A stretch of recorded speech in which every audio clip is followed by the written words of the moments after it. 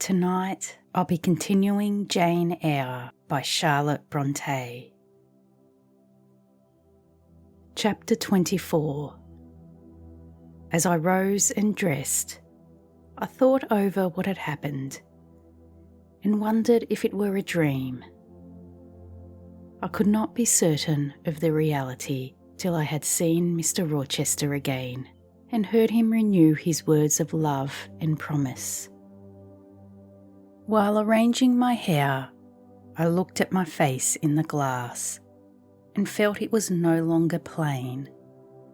There was hope in its aspect and life in its colour, and my eyes seemed as if they had beheld the fount of fruition and borrowed beams from the lustrous ripple. I had often been unwilling to look at my master because I feared he could not be pleased at my look, but I was sure I might lift my face to his now and not cool his affection by its expression.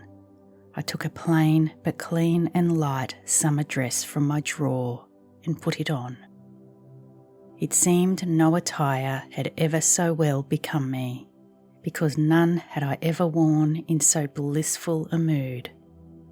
I was not surprised when I ran down into the hall to see that a brilliant June morning had succeeded to the tempest of the night, and to feel through the open glass door the breathing of a fresh and fragrant breeze.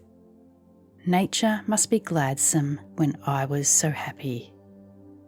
A beggar woman and her little boy, pale, ragged objects both, were coming up the walk, and I ran down and gave them all the money I happened to have in my purse, some 3 or 4 shillings. Good or bad, they must partake of my jubilee. The rooks cawed and blither-birds sang, but nothing was so merry or so musical as my own rejoicing heart. Mrs. Fairfax surprised me by looking out of the window with a sad countenance and saying gravely, "Miss Eyre, will you come to breakfast?" During the meal she was quiet and cool, but I could not undeceive her then. I must wait for my master to give explanations, and so must she. I ate what I could, and then I hastened upstairs. I met Adele leaving the schoolroom. "Where are you going? It is time for lessons. Mr. Rochester has sent me away to the nursery." "Where is he?"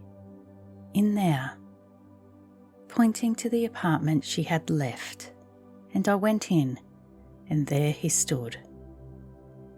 "Come and bid me good morning," said he. I gladly advanced, and it was not merely a cold world now, or even a shake of the hand that I received, but an embrace and a kiss. It seemed natural, it seemed genial to be so well loved, so caressed by him. "Jane, you look blooming and smiling and pretty," said he. "Truly pretty this morning. Is this my pale little elf?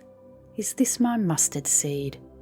This little sunny-faced girl with the dimpled cheek and rosy lips, the satin-smooth hazel hair and the radiant hazel eyes?" I had green eyes, reader, but you must excuse the mistake. For him they were new-dyed, I suppose. "It is Jane Eyre, sir." "Soon to be Jane Rochester," he added. "In 4 weeks, Jane, not a day more. Do you hear that?" I did, and I could not quite comprehend it. It made me giddy. The feeling the announcement sent through me was something stronger than was consistent with joy, something that smote and stunned. It was, I think, almost fear. "You blushed, and now you are white. Jane, what is that for?" "Because you gave me a new name, Jane Rochester, and it seems so strange." "Yes, Mrs. Rochester," said he, Fairfax Rochester's girl bride. It can never be, sir. It does not sound likely. Human beings never enjoy complete happiness in this world. I was not born for a different destiny to the rest of my species.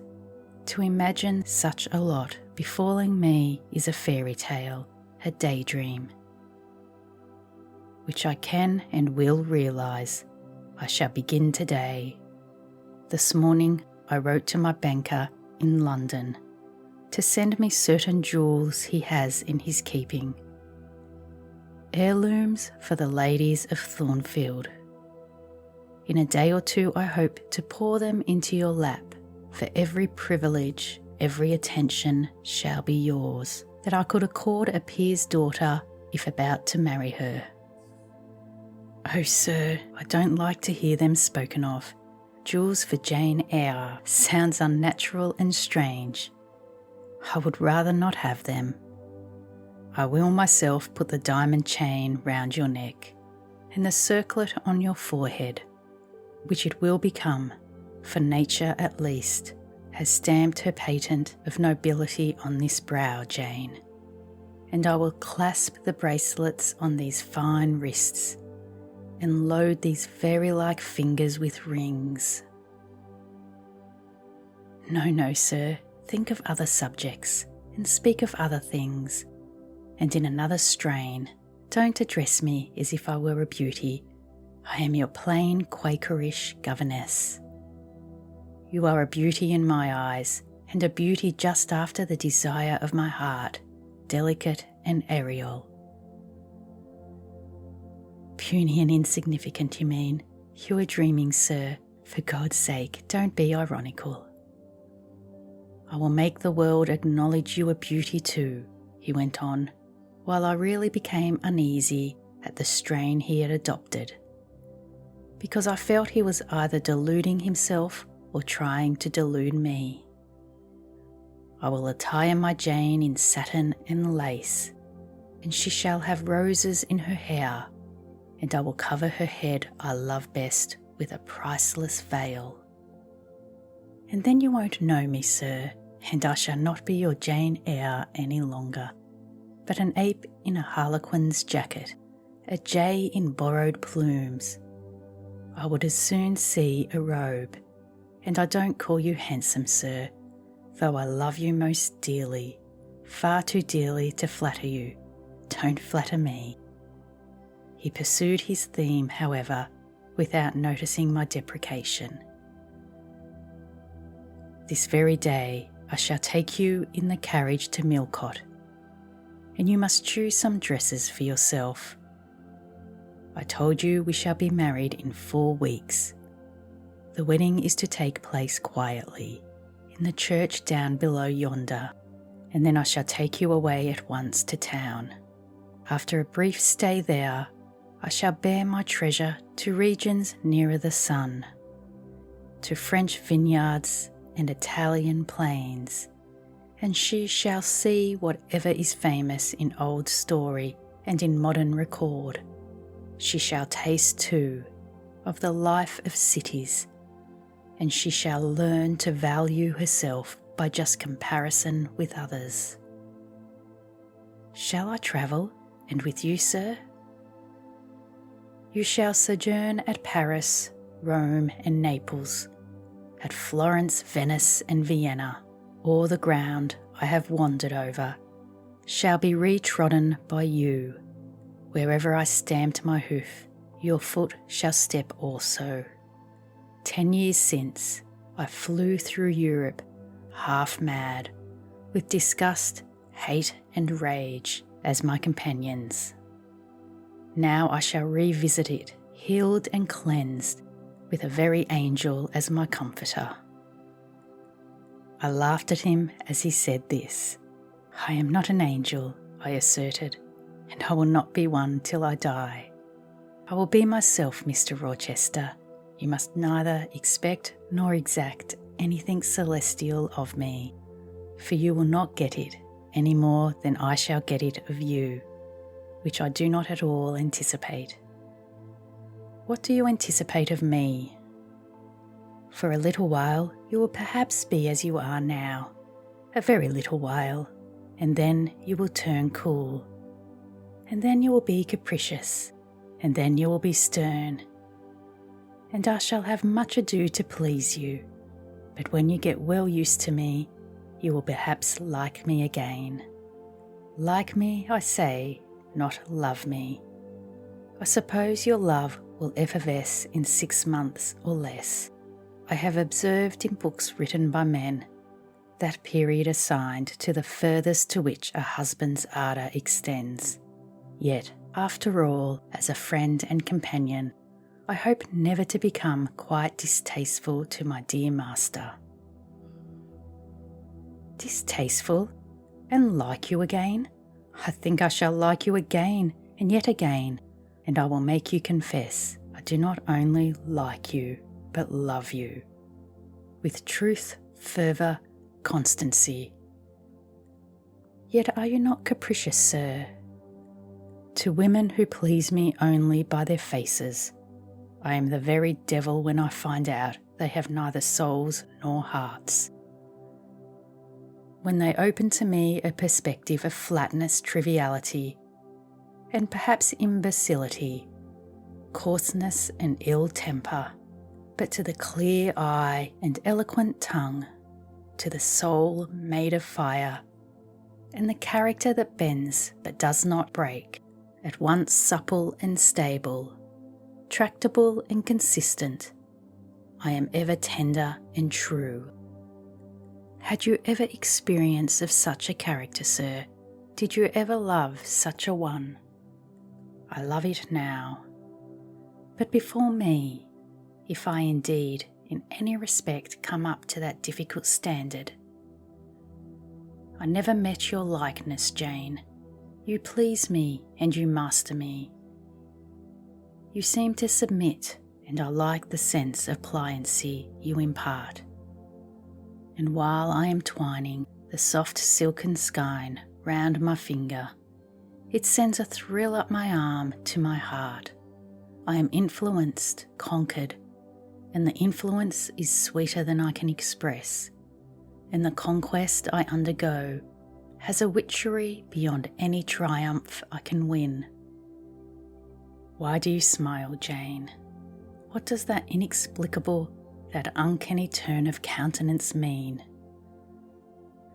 I was thinking, sir, you will excuse the idea, it was involuntary.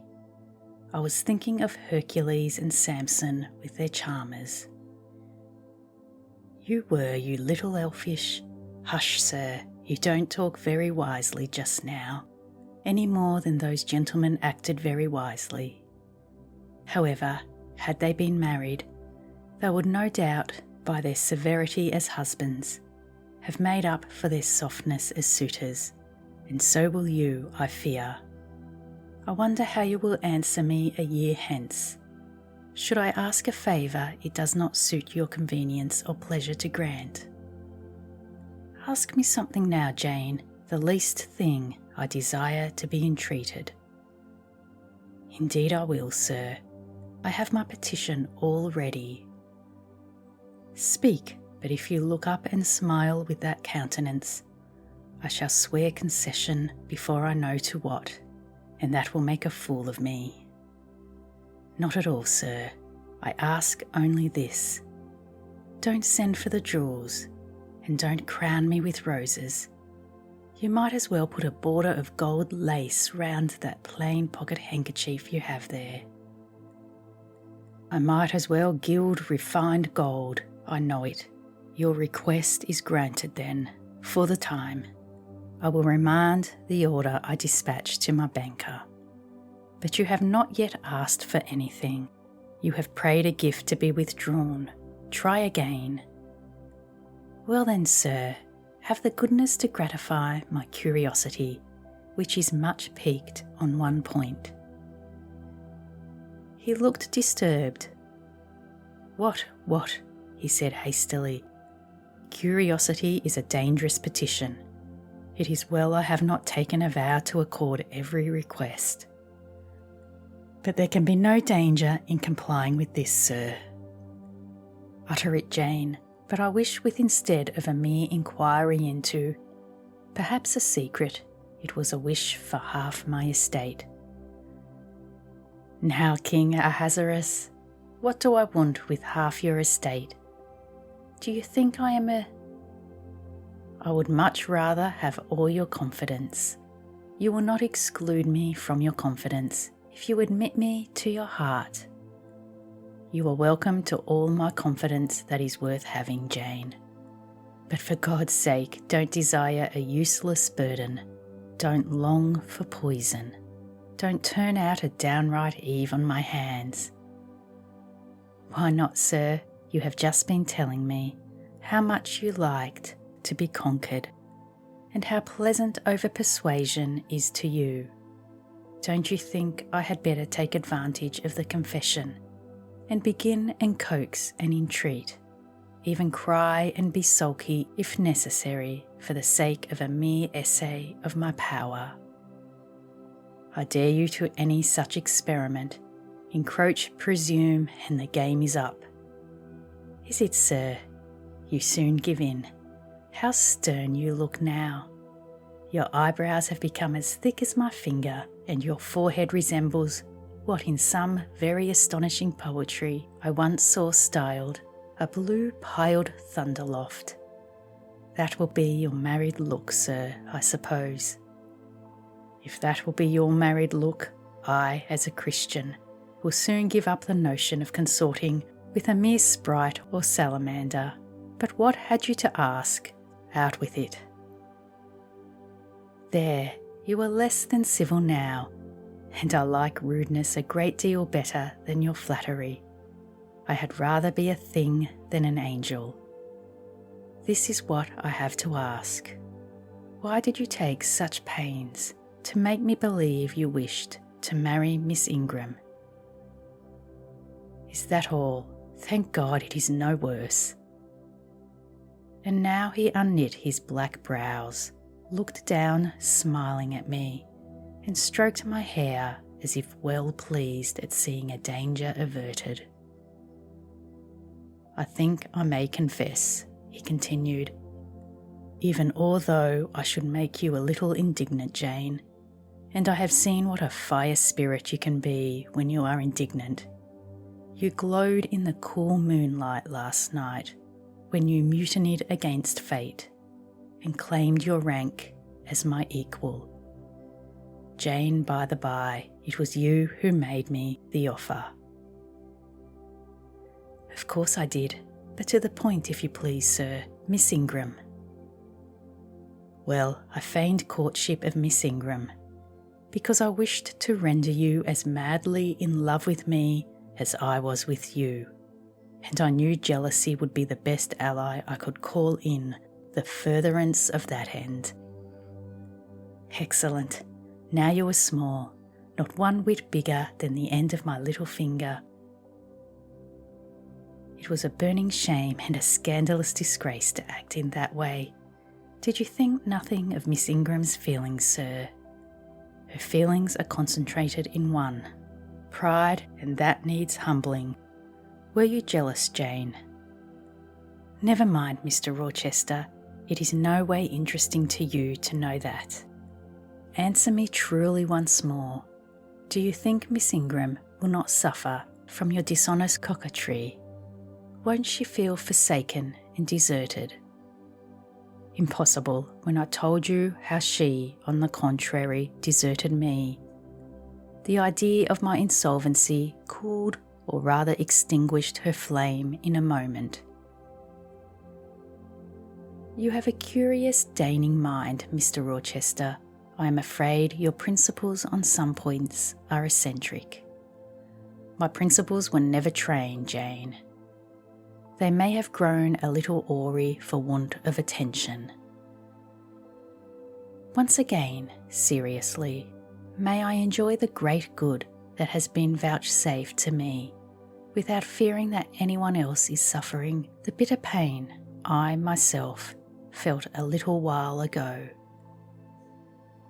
That you may.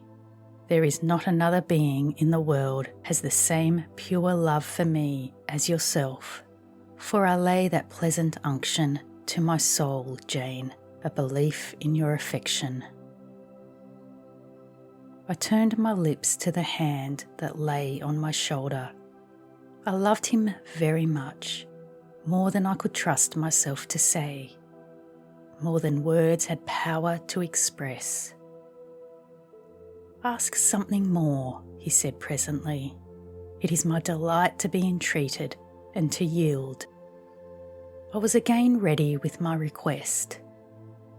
"Communicate your intentions to Mrs. Fairfax, sir. She saw me with you last night in the hall, and she was shocked.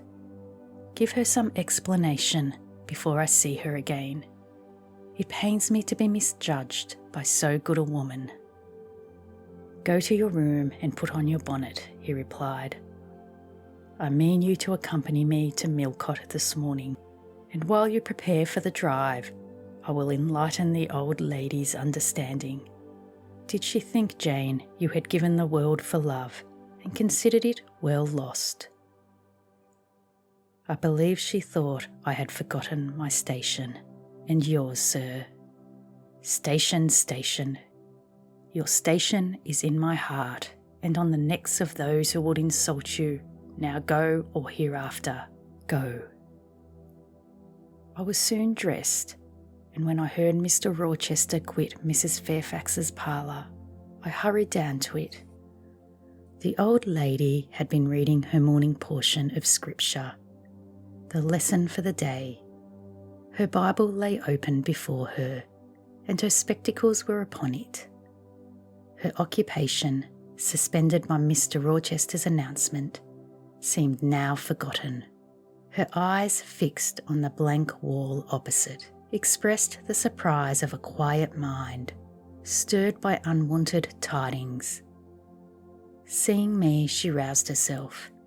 She made a sort of effort to smile, and framed a few words of congratulation. But the smile expired, and the sentence was abandoned, unfinished. She put up her spectacles, shut the Bible, and pushed her chair back from the table. "I feel so astonished," she began. "I hardly know what to say to you, Miss Eyre. I have surely not been dreaming, have I? Sometimes I half fall asleep when I am sitting alone, and fancy things that have never happened. It has seemed to me more than once, when I have been in a doze, that my dear husband, who died 15 years since, has come in and sat down beside me, and that I have even heard him call me by my name, Alice, as he used to do. Now, can you tell me whether it is actually true that Mr. Rochester has asked you to marry him? Don't laugh at me, but I really thought he came in here 5 minutes ago and said that in a month you would be his wife." "He has said the same thing to me," I replied. "He has. Do you believe him? Have you accepted him?" "Yes." She looked at me bewildered. "I could never have thought it. He is a proud man. All the Rochesters were proud, and his father at least liked money. He too has always been called careful. He means to marry you. He tells me so." She surveyed my whole person. In her eyes I read that they had there found no charm powerful enough to solve the enigma. "It passes me," she continued, "but no doubt it is quite true since you say so. How it will answer, I cannot tell. I really don't know. Equality of position and fortune is often advisable in such cases. And there are 20 years of difference in your ages. He might almost be your father." "No, indeed, Mrs. Fairfax," exclaimed I, nettled. "He is nothing like my father. No one who saw us together would suppose it for an instant. Mr. Rochester looks as young, and is as young as some men at 25. Is it really for love he is going to marry you?" she asked. I was hurt by her coldness and scepticism that the tears rose to my eyes. "I'm so sorry to grieve you," pursued the widow, "but you are so young and so little acquainted with men. I wished to put you on your guard. It is an old saying that all is not gold that glitters, and in this case I do fear there will be something found to be different to what either you or I expect." "Why, am I a monster?" I said. "Is it impossible that Mr. Rochester should have a sincere affection for me?" "No, you are very well and much improved of late. And Mr. Rochester, I dare say, is fond of you. I have always noticed that you are a sort of pet of his. There are times when, for your sake, I have been a little uneasy at his marked preference and have wished to put you on your guard, but I did not like to suggest even the possibility of wrong. I knew such an idea would shock, perhaps offend you, and you were so discreet and so thoroughly modest and sensible. I hoped you might be trusted to protect yourself. Last night I cannot tell you what I suffered when I sought all over the house and could find you nowhere, nor the master either, and then at 12 o'clock saw you come in with him." "Well, never mind that now," I interrupted impatiently. "It is enough that all was right." "I hope it will be right in the end," she said, "but believe me, you cannot be too careful. Try and keep Mr. Rochester at a distance. Distrust yourself as well as him. Gentlemen in his station are not accustomed to marry their governesses." I was growing truly irritated. Happily, Adele ran in. Let me go to Millcote too," she cried.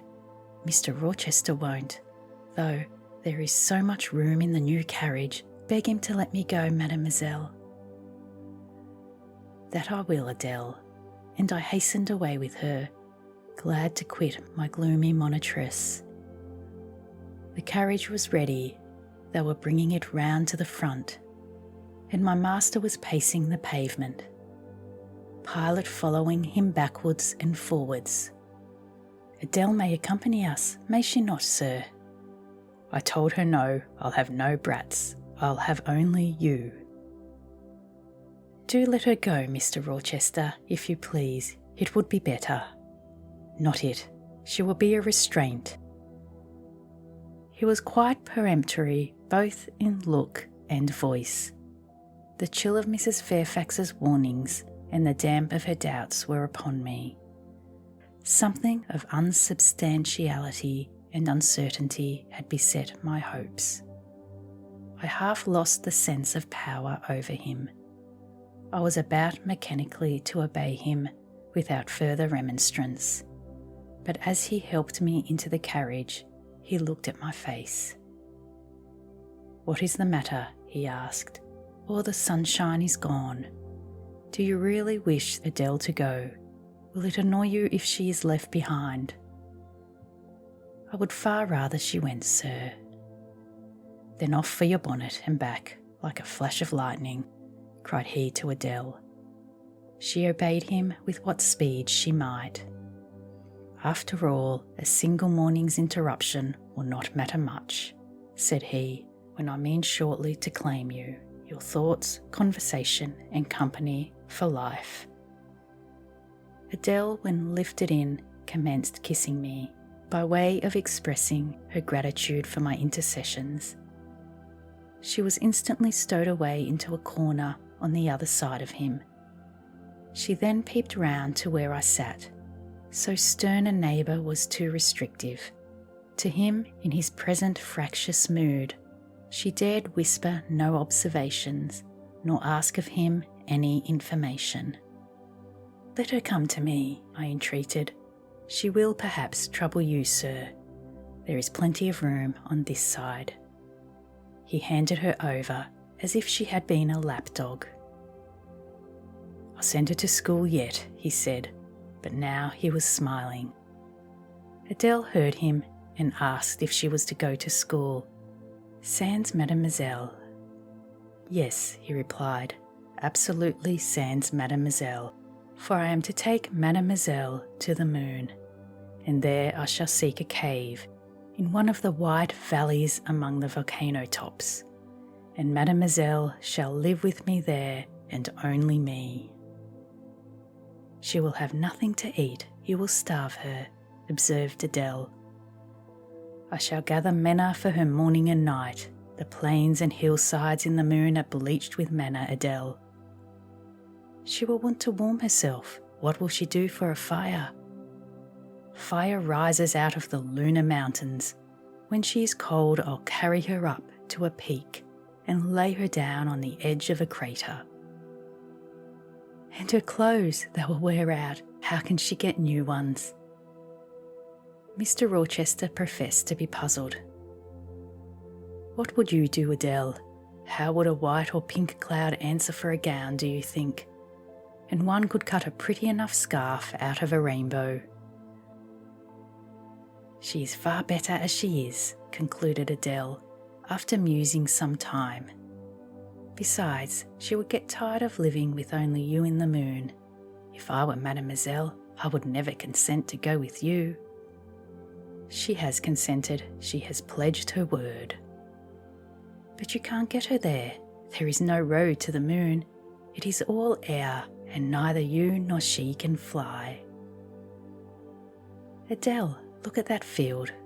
We were now outside Thornfield gates, and bowling lightly along the smooth road to Millcote, where the dust was well laid by the thunderstorm, and where the low hedges and lofty timber trees on each side glistened green and rain refreshed. "In that field, Adele, I was walking late one evening, about a fortnight since, the evening of the day you helped me to make hay in the orchard meadows, and as I was tired with raking swaths, I sat down to rest me on a stile, and there I took out a little book and a pencil, and began to write about a misfortune that befell me long ago, and a wish I had for happy days to come. I was writing away very fast. Though 2 yards off me, I looked at it. It was a little thing with a veil of gossamer on its head. I beckoned it to come near me. It stood soon at my knee. I never spoke to it, and our speechless colloquy was to this effect. It was a fairy and come from Elfland, it said, and its errand was to make me happy. I must go with it out of the common world to a lonely place, such as the moon, for instance, and it nodded its head toward her horn, rising over Hay Hill. It told me of the alabaster cave and silver vale where we might live. I said I should like to go, but reminded it, as you did me, that I had no wings to fly. "Oh," returned the fairy, "that does not signify. Here is a talisman that will remove all difficulties." And she held out a pretty gold ring. "Put it," she said, "on the 4th finger of my left hand, and I am yours, and you are mine, and we shall leave earth and make our own heaven yonder."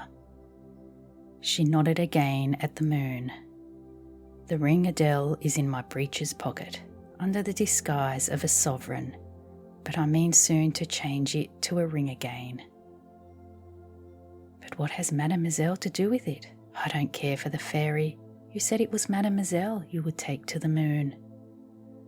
"Mademoiselle is a fairy," he said, whispering mysteriously, whereupon I told her not to mind his badinage. And she, on her part, evinced a fund of genuine French scepticism, denominating Mr. Rochester, and assuring him that she had made no account whatever, and she was sure they would never appear to him nor ever give him rings or offer to live with him in the moon. The hour spent at Millcote was a somewhat harassing one to me. Mr. Rochester obliged me to go to a certain silk warehouse. There I was ordered to choose 6 dresses. I hated the business. I begged leave to defer it. No, it should be gone through with now. By dint of entreaties expressed in energetic whispers, I reduced the half-dozen to 2. These, however, he vowed he would select himself. With anxiety, I watched his eye rove over the gay stores. He fixed on a rich silk of the most brilliant amethyst dye and a superb pink satin. I told him in a new series of whispers that he might as well buy me a gold gown and a silver bonnet at once. I should certainly never venture to wear his choice. With infinite difficulty, for he was stubborn as a stone, I persuaded him to make an exchange in favour of a sober black satin and pearl grey silk. It might pass for the present, he said, but he would yet to see me glittering like a parterre. Glad was I to get him out of the silk warehouse, and then out of a jeweller's shop. The more he bought me, the more my cheek burned with a sense of annoyance and degradation. As we re-entered the carriage, and I sat back feverish, I remembered what, in the hurry of events, dark and bright, I had wholly forgotten the letter of my uncle, Jane Eyre, to Mrs. Reed, his intention to adopt me and make me his legatee. It would indeed be a relief, I thought, if I had ever so small an independency. I never can bear being dressed like a doll by Mr. Rochester, or sitting like a second Danae with the golden shower falling daily round me. I will write to Madeira the moment I get home, and tell my Uncle John I am going to be married, and to whom, if I had but a prospect of one day bringing Mr. Rochester an accession of fortune, I could better endure to be kept by him now. And somewhat relieved by this idea, which I failed not to execute that day, I ventured once more to meet my master's and lover's eye, which most sought mine, though I averted both face and gaze. He smiled, and I thought his smile was such as a sultan might, in a blissful and fond moment, bestow on a slave his gold and gems had enriched. I crushed his hand, which was ever hunting mine vigorously, and thrust it back to him, red with a passionate pleasure. "You need not look in that way," I said. "If you do, I'll wear nothing but my old low-wood frocks to the end of the chapter. I'll be married in this lilac gingham. You may make a dressing gown for yourself out of the pearl grey silk, and an infinite series of waistcoats out of the black satin." He chuckled, he rubbed his hands. "Oh, it is rich to see and hear her," he exclaimed. "Is she original? Is she piquant? I would not exchange this one little English girl for the Grand Turk's whole seraglio, gazelle eyes, forms and all." The Eastern allusion bit me again. "I'll not stand you an inch in the stead of a seraglio," I said, "so don't consider me an equivalent for one. If you have a fancy for anything in that line, away with you, sir, to the bazaars of Stamboul without delay, and lay out in extensive slave purchases of that spare cash you seem at a loss to spend satisfactorily here. And what will you do, Jane, while I am bargaining for so many tons of flesh and such an assortment of black eyes? I'll be preparing myself to go out as a missionary to preach liberty to them that are enslaved, your harem inmates amongst the rest. I'll get admitted there and I'll stir up mutiny, and you, three-tailed bashaw as you are, sir, shall in a trice find yourself fettered amongst our hands. Nor will I, for one, consent to cut your bonds till you have signed a charter, the most liberal ever yet conferred. I would consent to be at your mercy, Jane. I would have no mercy, Mr. Rochester, if you supplicated for it with an eye like that. while you looked so, I should be certain that whatever charter you might grant under coercion, your first act, when released, would be to violate its conditions. Why, Jane, what would you have? I fear you will compel me to go through a private marriage ceremony, besides that performed at the altar. You will stipulate, I see, for peculiar terms. What will they be? I only want an easy mind, sir, not crushed by crowded obligations. Do you remember what you said of Celine Varennes, of the diamonds, the cashmeres you gave her? I will not be your English Celine Varennes. I shall continue to act as Adele's governess. By that I shall earn my board and lodging, and £30 a year besides. I'll furnish my own wardrobe out of that money, and you shall give me nothing but... Well, but what? Your regard, and if I give you mine in return, that debt will be quit. Well, for cool native impudence and pure innate pride, you haven't your equal, said he. We were now approaching Thornfield. Will it please you to dine with me today? He asked, as we re-entered the gates. No, thank you, sir. And what for no thank you, if one may inquire? I have never dined with you, sir, and I see no reason why I should now till what? You delight in half-phrases. Till I can't help it. Do you suppose I eat like an ogre or a ghoul, that you dread being the companion of my repast?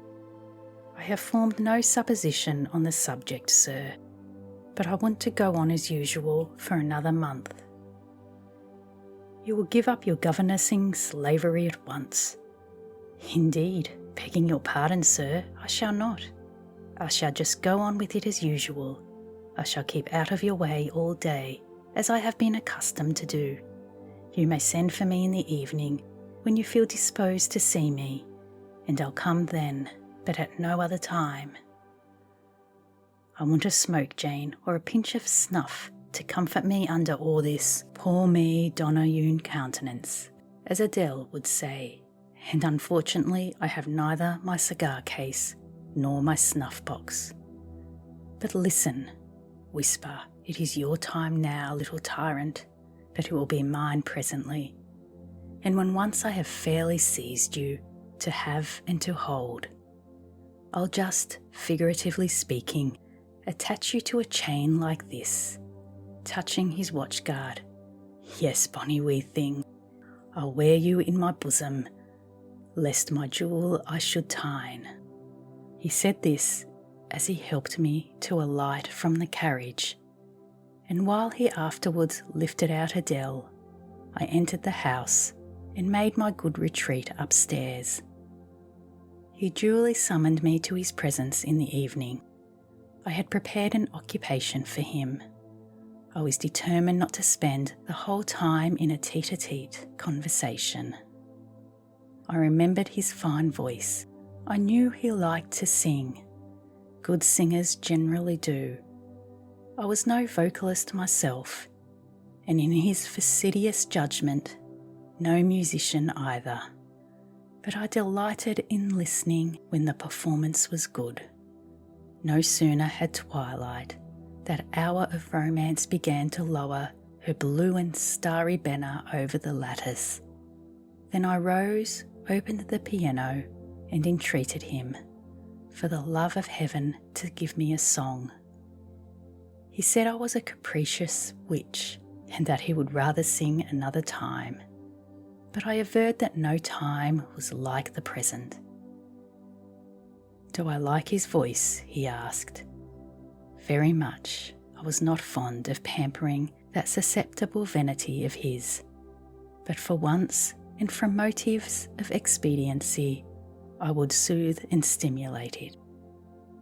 Then, Jane, you must play the accompaniment. Very well, sir, I will try. I did try, but was presently swept off the stool and denominated a little bungler. Being pushed unceremoniously to one side, which was precisely what I wished. He usurped my place and proceeded to accompany himself, for he could play as well as sing. I hied me to the window recess, and while I sat there and looked out on the still trees and dim lawn, to a sweet air was sung in mellow tones the following strain. The truest love that ever heart felt at its kindled core did through each vein in quickened start the tide of being pour. Her coming was my hope each day, her parting was my pain, the chance that did her steps delay with ice in every vein. I dreamed it would be nameless bliss, as I loved to be, and to this object did I press, as blind as eagerly. But wide as pathless was the space that lay our lives between, and dangerous as the foamy race of ocean's surges green, and haunted as a robber path through wilderness or wood, for might and right and woe and wrath between our spirits stood. I dangers dared, I hindrance scorned, I omens did defy. Whatever menaced, harassed, warned, I passed impetuous by. On sped my rainbow, fast as light, I flew as in a dream, for glorious rose upon my sight that child of shower and gleam. Still bright on clouds suffering dim, shines that soft, solemn joy. Nor care I now how dense and grim disasters gathers nigh. I care not in this moment sweet, though all I have rushed o'er should come on pinion strong and fleet, proclaiming vengeance sore. Though haughty hate should strike me down, right bar approach to me, and grinding might with furious frown swear endless enmity. My love has placed her little hand with noble faith in mine, and vowed that wedlock's sacred band our nature shall entwine. My love has sworn with sealing kiss, wish me to live, to die. I have at last my nameless bliss, as I love, loved am I. He rose and came towards me, and I saw his face all kindled and his full falcon eye flashing, and tenderness in passion in every lineament. I quailed momentarily, then I rallied. Soft scene, daring demonstration I would not have, and I stood in peril of both. A weapon of defence must be prepared. I wetted my tongue as he reached me. I asked with asperity whom he was going to marry now. That was a strange question to be put by his darling Jane. Indeed, I considered it a very natural and necessary one. He had talked of his future wife dying with him. What did he mean by such a pagan idea? I had no intention of dying with him. He might depend on that. Oh, all he longed, all he prayed for was that I might live with him. Death was not for such as I. Indeed it was. I had as good a right to die when my time came as he had. But I should bide that time and not be hurried away. Would I forgive him for the selfish idea and prove my pardon by a reconciling kiss? No, I would rather be excused. Here I heard myself apostrophised as a hard little thing, and it was added any other woman would have been melted to marrow at hearing such stanzas crooned in her praise. I assured him I was naturally hard, very flinty, and that he would often find me so, and that moreover I was determined to show him divers rugged points in my character before the ensuing 4 weeks elapsed. He should know fully well what sort of a bargain he had made, while there was yet time to rescind it. Would I be quiet and talk rationally? I would be quiet if he liked, and as to talking rationally, I flattered myself I was doing that now. He fretted and pished and fawed. Very good, I thought. You may fume and fidget as you please, but this is the best plan to pursue with you, I am certain. I like you more than I can say, but I'll not sink into sentiment, and within this needle of repartee, I'll keep you from the edge of the gulf too, and moreover maintain by its pungent aid that distance between you and myself most conducive to our real mutual advantage. From less to more, I worked him up to considerable irritation. Then after he had retired in dudgeon, quite to the other end of the room, I got up and saying, "I wish you good night, sir," in my natural and wonted respectful manner, I slipped out by the side door and got away. The system thus entered on, I pursued during the whole season of probation, and with the best success. He was kept, to be sure, rather cross and crusty, but on the whole I could see he was excellently entertained, and that a lamb-like submission and turtle-dove sensibility, while fostering his despotism more, would have pleased his judgment, satisfied his common sense, and even suited his taste less. In other people's presence, I was as formally deferential and quiet. Any other line of conduct being uncalled for, it was only in the evening conferences I thus thwarted and afflicted him. He continued to send for me punctually the moment the clock struck 7, though when I appeared before him now, he had no such honeyed terms as love and darling on his lips. The best words at my service were provoking puppet, malicious elf, sprite and changeling. For caresses too, I now got grimaces. For a pressure of the hand, a pinch on the arm. For a kiss on the cheek, a tweak of the ear. It was all right. At present I decidedly preferred these fierce favours to anything more tender. Mrs. Fairfax, I saw, approved me. Her anxiety on my account vanished. Therefore I was certain I did well. Meantime, Mr. Rochester affirmed I was wearing him to the skin and bone, and threatened awful vengeance for my present conduct at some period fast coming.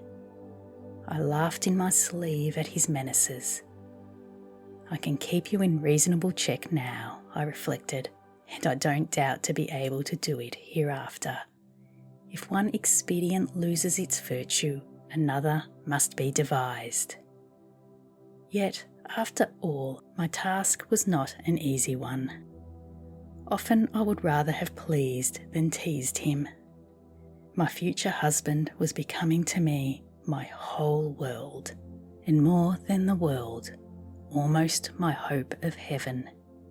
He stood between me and every thought of religion, as an eclipse intervenes between man and the broad sun. I could not in those days see God for his creature, of whom I had made an idol.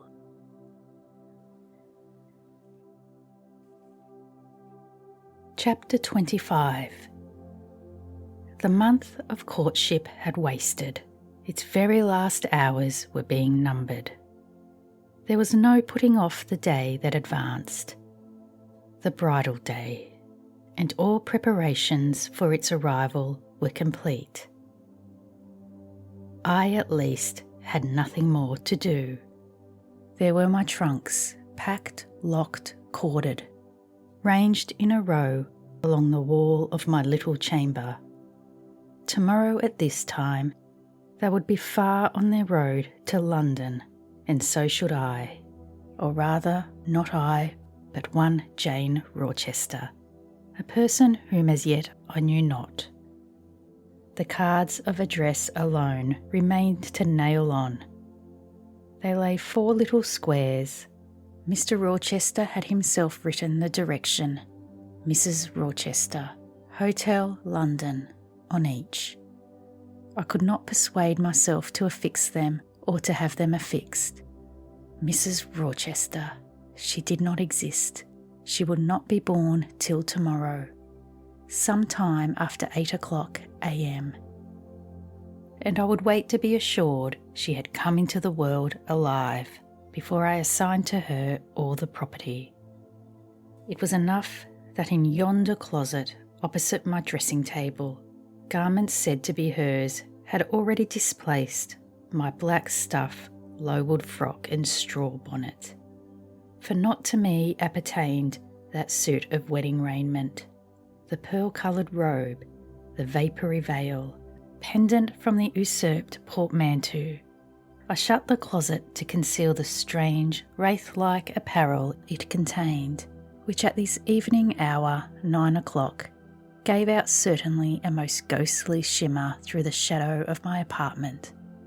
"I will leave you by yourself, white dream," I said. "I am feverish. I hear the wind blowing. I will go out of doors and feel it." It was not only the hurry of preparation that made me feverish, not only the anticipation of the great change, the new life which was to commence tomorrow.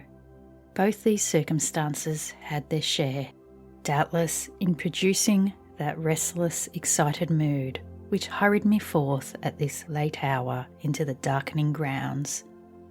But a third cause influenced my mind more than they. I had at heart a strange and anxious thought. Something had happened which I could not comprehend.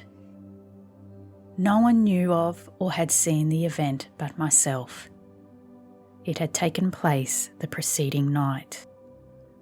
Mr. Rochester that night was absent from home, nor was he yet returned. Business had called him to a small estate of 2 or 3 farms he possessed 30 miles off. Business it was requisite he should settle in person, previously to his meditated departure from England. I awaited now his return, eager to disburthen my mind and to seek of him the solution of the enigma that perplexed me. Stay till he comes, reader, and when I disclose my secret to him, you shall share the confidence. I sought the orchard, driven to its shelter by the wind, which all day had blown strong and full from the south, without, however, bringing a speck of rain. Instead of subsiding as night drew on, it seemed to augment its rush and deepen its roar. The trees blew steadfastly one way, never writhing round and scarcely tossing back their boughs once in an hour. So continuous was the strain bending their branchy heads northward. The clouds drifted from pole to pole, fast following mass on mass. No glimpse of blue sky had been visible that July day. It was not without a certain wild pleasure I ran before the wind, delivering my trouble of mind to the measureless air torrent thundering through space. Descending the laurel walk, I faced the wreck of the chestnut tree. It stood up, black and riven. The trunk split down the centre, gasped ghastly. The cloven halves were not broken from each other, for the firm base and strong roots kept them unsundered below. Though community of vitality was destroyed, the sap could flow no more. Their great boughs on each side were dead, and next winter's tempests would be sure to fell one or both to earth. As yet, however, they might be said to form one tree, a ruin, but an entire ruin. "You did right to hold fast to each other," I said, as if the monster splinters were living things and could hear me.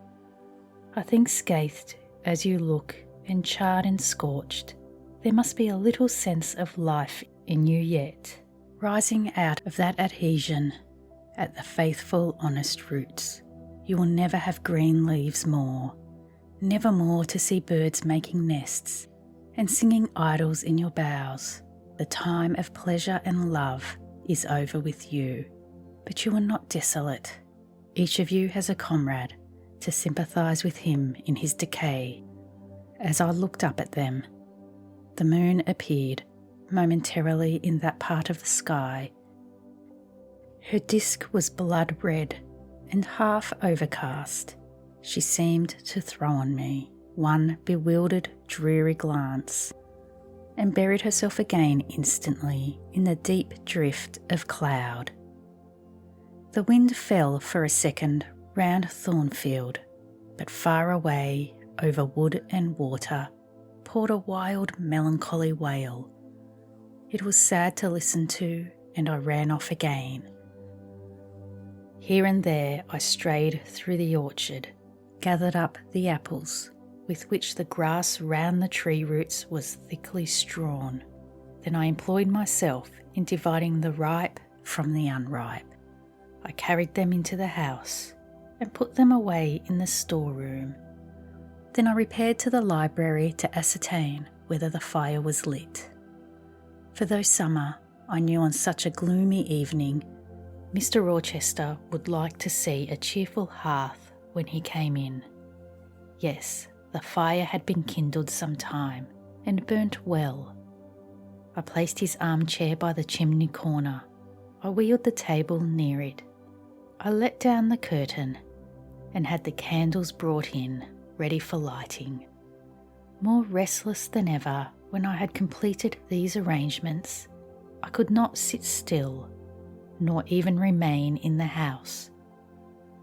A little timepiece in the room and the old clock in the hall simultaneously struck 10.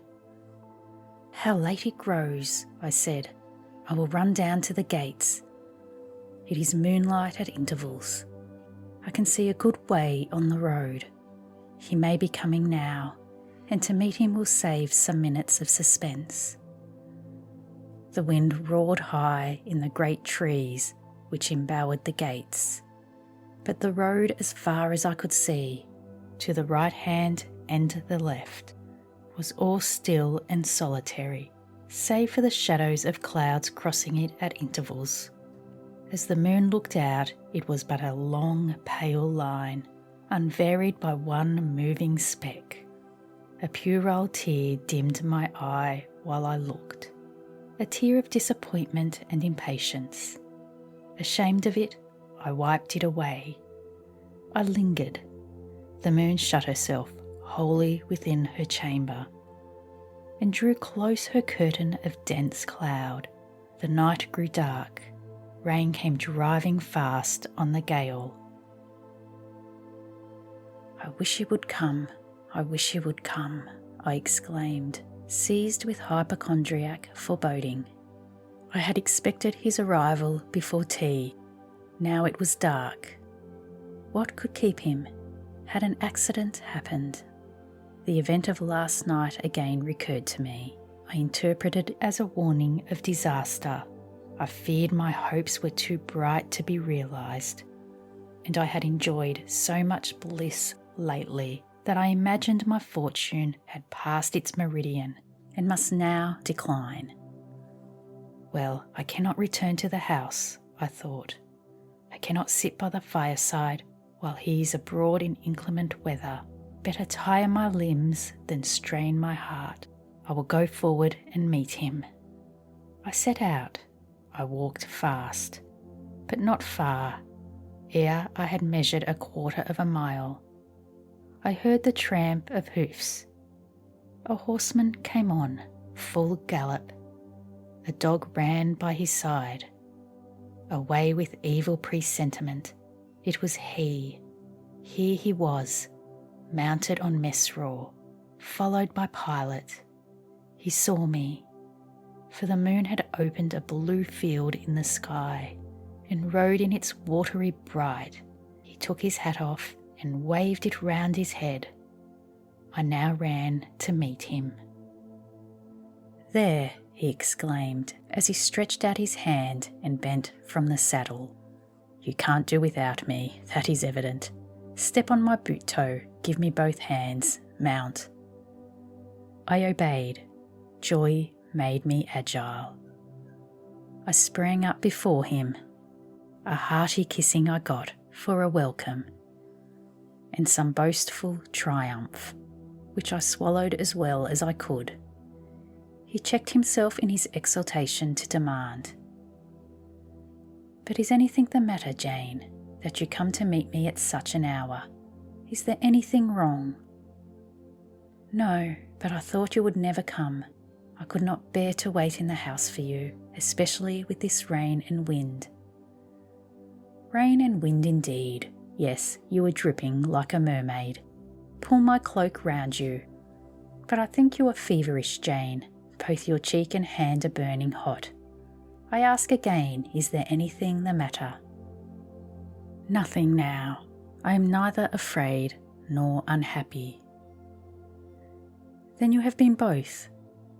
Rather, but I'll tell you all about it by and by, sir, and I dare say you will only laugh at me for my pains.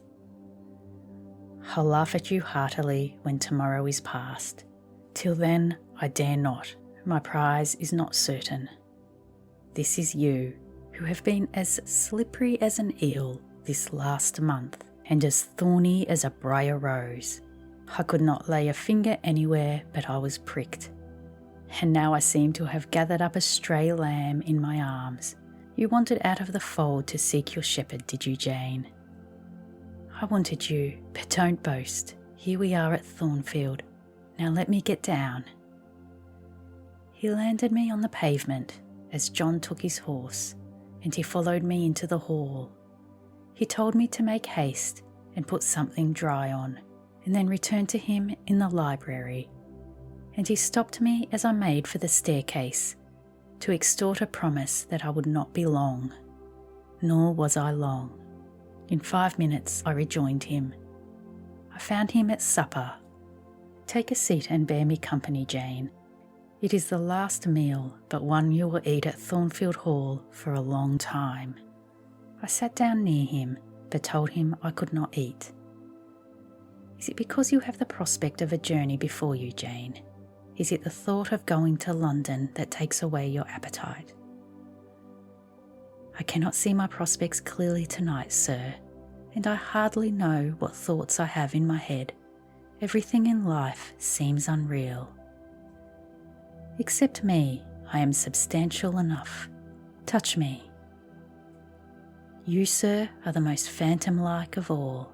You are a mere dream. He held out his hand, laughing. Is that a dream? Said he, placing it close to my eyes. He had a rounded, muscular and vigorous hand, as well as a long, strong arm. Yes, though I touch it, it is a dream, said I, as I put it down from before my face. Sir, have you finished supper? Yes, Jane. I rang the bell and ordered away the tray. When we were again alone, I stirred the fire and then took a low seat at my master's knee. It is near midnight, I said. Yes, but remember, Jane, you promised to wake with me the night before my wedding. I did, and I will keep my promise. For an hour or two at least. I have no wish to go to bed. Are all your arrangements complete? All, sir. And on my part, likewise, he returned. I have settled everything, and we shall leave Thornfield tomorrow, within half an hour after our return from church. Very well, sir. With what an extraordinary smile you uttered that word. Very well, Jane, what a bright spot of colour you have on each cheek, and how strangely your eyes glitter. Are you well? I believe I am. Believe? What is the matter? Tell me what you feel. I could not. Sir, no words could tell you what I feel. I wish this present hour would never end. Who knows with what fate the next day may come charged? This is hypochondria, Jane. You have been overexcited or over-fatigued. Do you, sir, feel calm and happy? Calm, no, but happy to the heart's core. I looked up at him to read the signs of bliss in his face. It was ardent and flushed. "Give me your confidence, Jane," he said. "Relieve your mind of any weight that oppresses it by imparting it to me. What do you fear? That I should not prove a good husband?" "It is the idea furthest from my thoughts." "Are you apprehensive of the new sphere you are about to enter, of the new life into which you are passing?" "No." "You puzzle me, Jane. Your look and tone of sorrowful audacity perplex and pain me. I want an explanation." "Then, sir, listen. You were from home last night." "I was, I know that, and you hinted a while ago at something which had happened in my absence. Nothing probably of consequence, but in short it has disturbed you. Let me hear it. Mrs. Fairfax has said something, perhaps. Or have you overheard the servants' talk? Your sensitive self-respect has been wounded." "No, sir." It struck 12. I waited till the timepiece had concluded its silver chime, and the clock its hoarse vibrating stroke, and then I proceeded. "All day yesterday I was very busy, and very happy in my ceaseless bustle, for I am not, as you seem to think, troubled by any haunting fears about the new sphere. I think it's a glorious thing to have the hope of living with you, because I love you. No, sir, don't caress me now. Let me talk undisturbed. Yesterday I trusted well in Providence, and believed that events were working together for your good and mine. It was a fine day, if you recollect. The calmness of the air and sky forbade apprehensions respecting your safety or comfort on your journey. I walked a little while on the pavement after tea, thinking of you, and I beheld you in imagination so near me. I scarcely missed your actual presence. I thought of the life that lay before me, your life, sir, an existence more expansive and stirring than my own, as much more so as the depths of the sea to which the brook runs are then the shallows of its own straight channel. I wondered why moralists call this world a dreary wilderness. For me it blossomed like a rose. Just at sunset the air turned cold and the sky cloudy. I went in. Sophie called me upstairs to look at my wedding dress, which they had just brought, and under it in the box I found your present, the veil which in your princely extravagance you sent for from London. Resolved, I suppose, since I would not have jewels to cheat me into accepting something as costly. I smiled as I unfolded it, and devised how I would tease you about your aristocratic tastes, and your efforts to mask your plebeian bride in the attributes of a peeress. I thought how I would carry down to you the square of unembroidered blonde I had myself prepared as a covering for my low-born head, and ask if that was not good enough for a woman who could bring her husband neither fortune, beauty, nor connections. I saw plainly how you would look, and heard your impetuous republican answers, and your haughty disavowal of any necessity on your part to augment your wealth or elevate your standing by marrying either a purse or a coronet. "How well you read me, you witch," interposed Mr. Rochester. "But what did you find in the veil besides embroidery? Did you find poison or a dagger, that you look so mournful now?" No, sir. Besides the delicacy and richness of the fabric, I found nothing save Fairfax Rochester's pride, and that did not scare me, because I am used to the sight of the demon. But, sir, as it grew dark, the wind rose. It blew yesterday evening, not as it blows now, wild and high, but with a sullen moaning sound, far more eerie.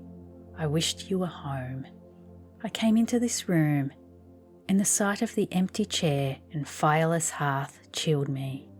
For some time after I went to bed, I could not sleep. A sense of anxious excitement distressed me. The gale still rising seemed to my ear to muffle a mournful undersound. Whether in the house or abroad, I could not at first tell, but it recurred, doubtful yet doleful, at every lull. At last I made out it must be some dog howling at a distance. I was glad when it ceased. On sleeping, I continued in dreams the idea of a dark and gusty night. I continued also the wish to be with you, and experienced a strange regretful consciousness of some barrier dividing us. During all my first sleep, I was following the windings of an unknown road. Total obscurity environed me, rain pelted me. I was burdened with the charge of a little child, a very small creature, too young and feeble to walk, and which shivered in my cold arms and wailed piteously in my ear. I thought, sir, that you were on the road a long way before me, and I strained every nerve to overtake you, and made effort on effort to utter your name and entreat you to stop, but my movements were fettered, and my voice still died away inarticulate, while you, I felt, withdrew further and further every moment. And these dreams weigh on your spirits now, Jane, when I am close to you, little nervous subject, forget visionary woe, and think only of real happiness. You say you love me, Jane. Yes, I will not forget that, and you cannot deny it. Those words did not die inarticulate on your lips. I heard them clear and soft, a thought too solemn perhaps, but sweet as music. I think it is a glorious thing to have the hope of living with you, Edward, because I love you. Do you love me, Jane? Repeated. I do, sir. I do, with my whole heart. Well, he said after some minutes' silence, it is strange, but that sentence has penetrated my breast painfully. Why? I think because you said it with such an earnest religious energy, and because your upward gaze at me now is the very sublime of faith, truth, and devotion. It is too much, as if some spirit were near me. Look, wicked Jane, as you know well how to look. Coin one of your wild, shy, provoking smiles. Tell me you hate me. Tease me, vex me. Do anything but move me. I would rather be incensed than saddened. I will tease you and vex you to your heart's content when I have finished my tale, but hear me to the end. I thought, Jane, you had told me all. I thought I had found the source of your melancholy in a dream. I shook my head. What, is there more? But I will not believe it to be anything important. I warn you of incredulity beforehand. Go on.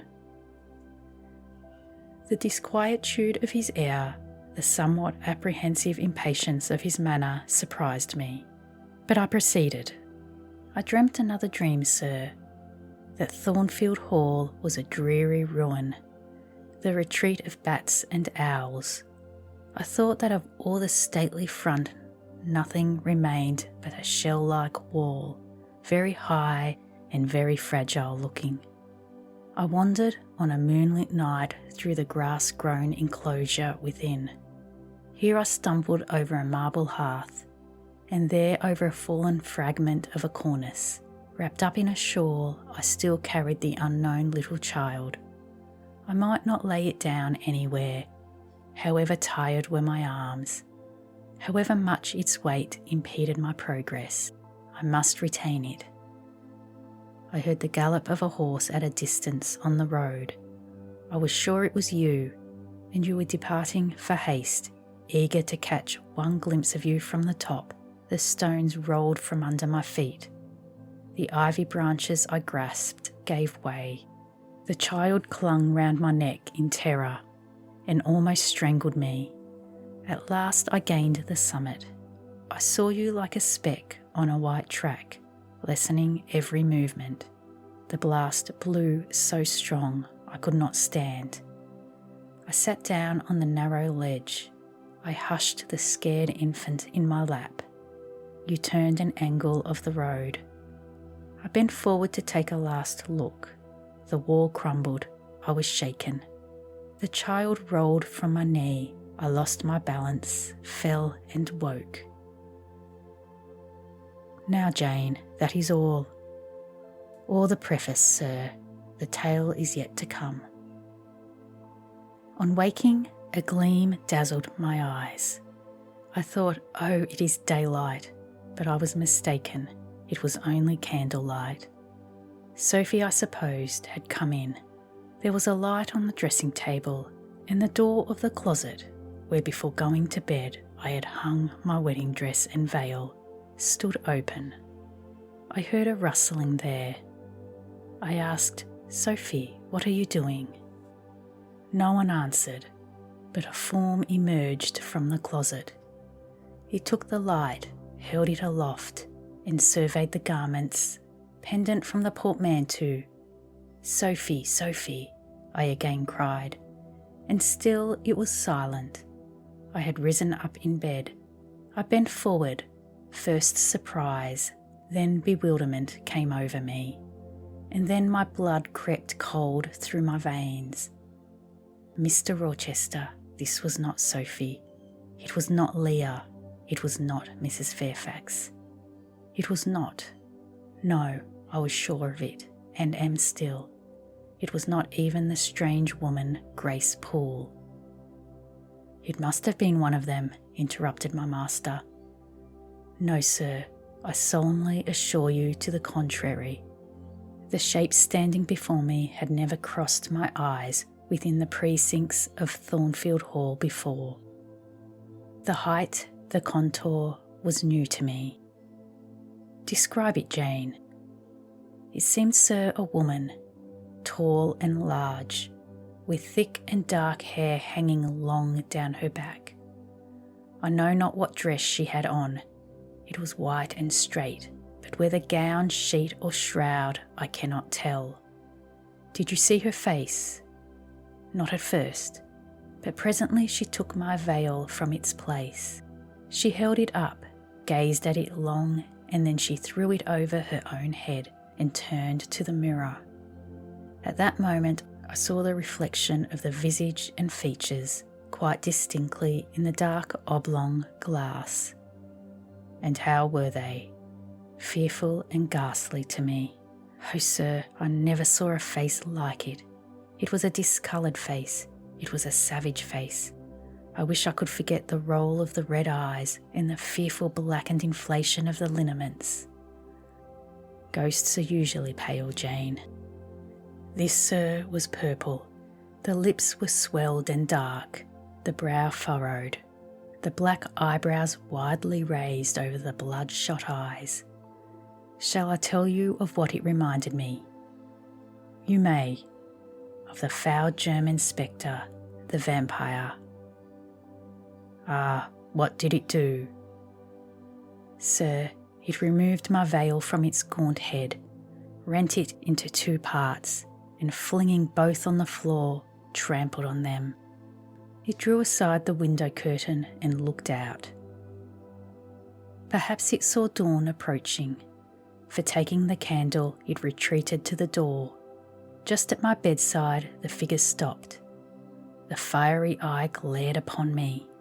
She thrust up her candle close to my face and extinguished it under my eyes. I was aware her lurid visage flamed over mine, and I lost consciousness for the second time in my life, only the second. I became insensible from terror. Who was with you when you revived? No one, sir, but the broad day. I rose, bathed my head and face in water, drank a long draught, felt that though unfeebled I was not ill, and determined that to none but you would I impart this vision. Now, sir, tell me who and what that woman was. The creature of an overstimulated brain, that is certain. I must be careful of you, my treasure. Nerves like yours were not made for rough handling. Sir, depend on it, my nerves were not in fault. The thing was real. The transaction actually took place. And your previous dreams, were they real too? Is Thornfield Hall a ruin? Am I severed from you by insuperable obstacles? Am I leaving you without a tear, without a kiss, without a word? Not yet. Am I about to do it? Why, the day is already commenced, which is to bind us indissolubly, and when we are once united, there shall be no recurrence of these mental terrors, I guarantee that. Mental terrors, sir. I wish I could believe them to be only such. I wish it now more than ever, since even you cannot explain to me the mystery of that awful visitant. And since I cannot do it, Jane, it must have been unreal. But, sir, when I said so to myself on rising this morning, and when I looked round the room to gather courage and comfort from the cheerful aspect of each familiar object in full daylight, there on the carpet I saw what gave the distinct lie to my hypothesis, the veil torn from top to bottom in two halves. I felt Mr. Rochester start and shudder. He hastily flung his arms round me. "Thank God," he exclaimed, "that if anything malignant did come near you last night, it was only the veil that was harmed. Oh, to think what might have happened." He drew his breath short and strained me so close to him I could scarcely pant. After some minutes' silence, he continued cheerily, "Now, Janet, I'll explain you all about it. It was half dream, half reality. A woman did, I doubt not, enter your room, and that woman must have been Grace Poole. You call her a strange being yourself. From all you know, you have reason so to call her. What did she do to me? What to Mason? In a state between sleeping and waking, you noticed her entrance and her actions, but feverish, almost delirious as you were, you ascribed to her a goblin appearance, different from her own. The long, dishevelled hair, the swelled black face, the exaggerated stature were figments of imagination, results of nightmare. The spiteful tearing of the veil was real, and it is like her. I see you would ask why I keep such a woman in my house. When we have been married a year and a day, I will tell you, but not now. Are you satisfied, Jane? Do you accept my solution of the mystery?" I reflected, and in truth it appeared to me the only possible one. Satisfied I was not, but to please him I endeavoured to appear so. Relieved I certainly did feel, so I answered him with a contented smile. And now, as it is long past 1, I prepared to leave him. "Does not Sophie sleep with Adele in the nursery?" he asked as I lit my candle. "Yes, sir. And there is enough room in Adele's little bed for you. You must share it with her tonight, Jane. It is no wonder that the incident you have related should make you nervous, and I would rather you did not sleep alone. Promise me to go to the nursery." "I shall be very glad to do so, sir." "And fasten the door securely on the inside. Wake Sophie when you go upstairs, under pretence of requesting her to rouse you in good time tomorrow, for you must be dressed and have finished breakfast before 8. And now, no more sombre thoughts. Chase dull care away, Janet. Don't you hear to what soft whispers the wind has fallen? And there is no more beating of rain against the window panes. Look here." He lifted up the curtain. "It is a lovely night." It was. Half heaven was pure and stainless. The clouds, now trooping before the wind, which had shifted to the west, were filing off eastwards in long silvered columns. The moon shone peacefully. "Well," said Mr. Rochester, gazing inquiringly into my eyes, "how is my Janet now?" "The night is serene, sir, and so am I. and you will not dream of separation and sorrow tonight, but of happy love and blissful union. This prediction was but half fulfilled. I did not indeed dream of sorrow, but as little did I dream of joy, for I never slept at all. With little Adele in my arms, I watched the slumber of childhood, so tranquil, so passionless, so innocent, and waited for the coming day.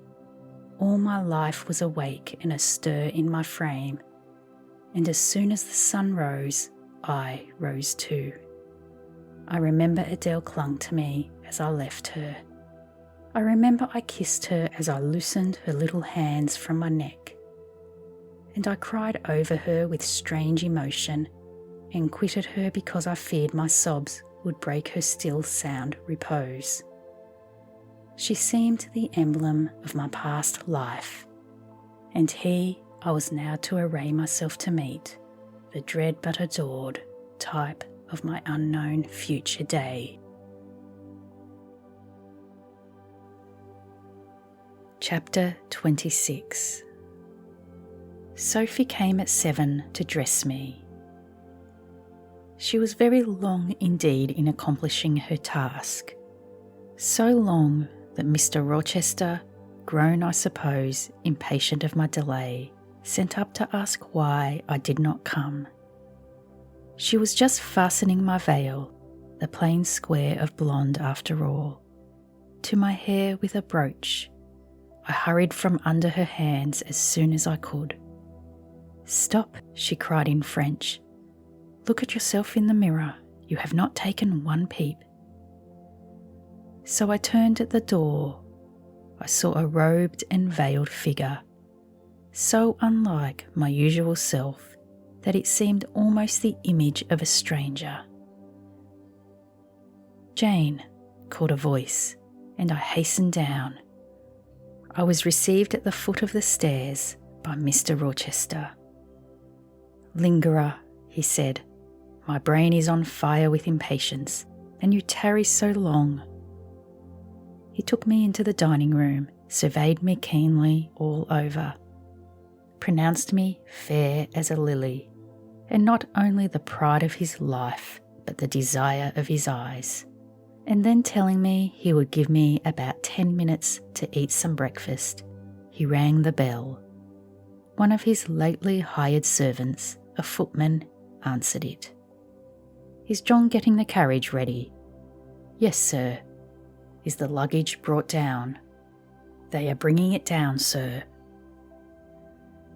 "Go you to the church, see if Mr. Wood, the clergyman, and the clerk are there. Return and tell me." The church, as the reader knows, was but just beyond the gates. The footman soon returned.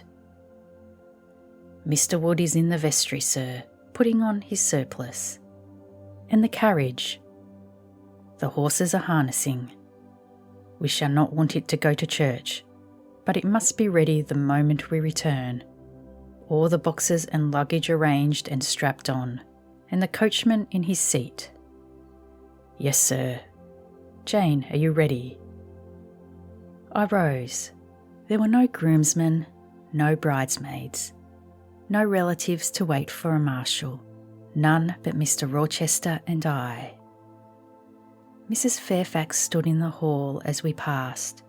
I would fain have spoken to her, but my hand was held by a grasp of iron. I was hurried along by a stride I could hardly follow, and to look at Mr. Rochester's face was to feel that not a second of delay would be tolerated for any purpose. I wonder what other bridegroom ever looked as he did, so bent up to a purpose, so grimly resolute, or who under such steadfast brows ever revealed such flaming and flashing eyes. I know not whether the day was fair or foul. In descending the drive, I gazed neither on sky nor earth. My heart was with my eyes, and both seemed migrated into Mr. Rochester's frame.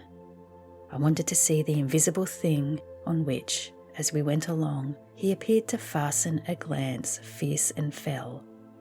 I wanted to feel the thoughts whose force he seemed breasting and resisting. At the churchyard wicket he stopped. He discovered I was quite out of breath. "Am I cruel in my love?" he said. "Delay an instant. Lean on me, Jane." And now I can recall the picture of the old grey house of God rising calm before me, of a rook wheeling round the steeple, of a ruddy morning sky beyond. I remember something too of the green grave mounds, and I have not forgotten either two figures of strangers straying amongst the low hillocks and reading the mementos graven on the few mossy headstones. I noticed them because as they saw us, they passed round to the back of the church, and I doubted not they were going to enter by the side aisle door and witness the ceremony. By Mr. Rochester they were not observed. He was earnestly looking at my face, from which the blood had, I dare say, momentarily fled, for I felt my forehead dewy and my cheeks and lips cold. When I rallied, which I soon did, he walked gently with me up the path to the porch. We entered the quiet and humble temple. The priest waited in his white surplice at the lowly altar, the clerk beside him. All was still. Two shadows moved in a remote corner. My conjecture had been correct. The strangers had slipped in before us, and they now stood by the vault of the Rochesters, their backs towards us, viewing through the rails the old time-stained marble tomb, where a kneeling angel guarded the remains of Dame de Rochester, slain at Marston Moor in the time of the civil wars, and of Elizabeth his wife. A place was taken at the communion rails. Hearing a cautious step behind me, I glanced over my shoulder. One of the strangers, a gentleman evidently, was advancing up the chancel. The service began. The explanation of the intent of matrimony was gone through, and then the clergyman came a step further forward, and bending slightly towards Mr. Rochester, went on. "I require and charge you both, as ye will answer at the dreadful day of judgment, when the secrets of all hearts shall be disclosed, that if either of you know any impediment why ye may not lawfully be joined together in matrimony, ye do now confess it, for be ye well assured that so many as are coupled together otherwise than God's word doth allow are not joined together by God, neither is their matrimony lawful." He paused, as the custom is. When is the pause after the sentence ever broken by reply? Not perhaps once in 100 years, and the clergyman, who had not lifted his eyes from his book, and held his breath but for a moment, was proceeding. His hand was already stretched towards Mr. Rochester, as his lips unclosed to ask, "Wilt thou have this woman for thy wedded wife?" When a distinct and near voice said, "The marriage cannot go on. I declare the existence of an impediment." The clergyman looked up at the speaker and stood mute. The clerk did the same. Mr. Rochester moved slightly, as if an earthquake had rolled under his feet. Taking a firmer footing and not turning his head or eyes, he said, "Proceed." Profound silence fell when he had uttered that word, with deep but low intonation. Presently Mr. Wood said, "I cannot proceed without some investigation into what has been asserted, and evidence of its truth or falsehood." "The ceremony is quite broken off," subjoined the voice behind us. "I am in a condition to prove my allegation. An insuperable impediment to this marriage exists." Mr. Rochester heard but he did not. He stood stubborn and rigid, making no movement but to possess himself of my hand. What a hot and strong grasp he had, and how like quarried marble was his pale, firm, massive front at this moment. How his eyes shone, still, watchful, and yet wild beneath. Mr. Wood seemed at a loss. "What is the nature of the impediment?" he asked. "Perhaps it may be got over, explained away." "Hardly," was the answer. "I call it insuperable, and I speak advisedly." The speaker came forwards and leaned on the rails. He continued, uttering each word distinctly, calmly, steadily, but not loudly. "It simply consists in the existence of a previous marriage. Mr. Rochester has a wife now living." My nerves vibrated to those low-spoken words as they had never vibrated to thunder. My blood felt their subtle violence as it had never felt frost or fire. But I was collected and in no danger of swooning. I looked at Mr. Rochester. I made him look at me. His whole face was colourless rock. His eye was both spark and flint. He disavowed nothing. He seemed as if he would defy all things, without speaking, without smiling, without seeming to recognise me a human being. He only twined my waist with his arm and riveted me to his side. "Who are you?" he asked of the intruder. "My name is Briggs, a solicitor of London." "And you would thrust on me a wife. I would remind you of your lady's existence, sir, which the law recognises if you do not. Favour me with the account of her, with her name, her parentage, her place of abode." "Certainly." Mr. Briggs calmly took a paper from his pocket and read out in a sort of official nasal voice. "I affirm and can prove that on the 20th of October AD, a date of 15 years back, Edward Fairfax Rochester of Thornfield Hall in the county of Ferndean Manor in England was married to my sister Bertha Antoinetta Mason, daughter of Jonas Mason, merchant, and of Antoinetta his wife, at Church, Spanish Town, Jamaica. The record of the marriage will be found in the register of that church. A copy of it is now in my possession. Signed, Richard Mason." That, if a genuine document, may prove I have been married, but it does not prove that the woman mentioned therein as my wife is still living. "She was 3 months ago," returned the lawyer. "How do you know?" "I have a witness to the fact, whose testimony even you, sir, will scarcely controvert." "Produce him, or go to hell." "I will produce him first. He is on the spot. Mr. Mason, have the goodness to step forward." Mr. Rochester, on hearing the name, set his teeth. He experienced, too, a sort of strong convulsive quiver. Near to him as I was, I felt the spasmodic movement of fury or despair run through his frame. The second stranger, who had hitherto lingered in the background, now drew near. A pale face looked over the solicitor's shoulder. Yes, it was Mason himself. Mr. Rochester turned and glared at him. His eye, as I have often said, was a black eye.